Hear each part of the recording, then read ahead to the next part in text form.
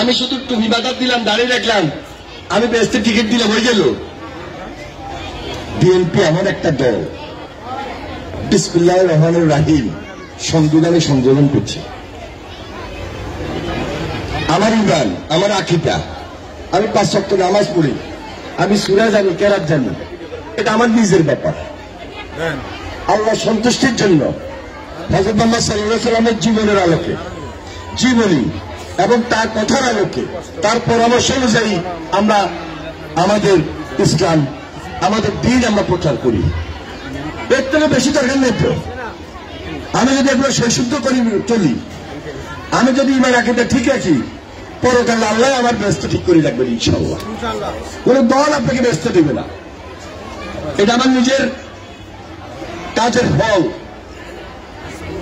আমার ইমান আকীদার ফল, আল্লাহর উপর সন্তুষ্টির ফল। সুতরাং কেউ যদি আজকে ঘরে আসি বসি তালিম দেয় যে তাদের শিশু ভোটদান যাইত না, দাঁড়ি পাল্লারে ভোট দিতে হইবে, এটা একটু বেদাতের অংশ। যদি এইভাবে কেউ জান্নাতের টিকিটের কথা কয়, বেহেশতের টিকিটের কথা কয়,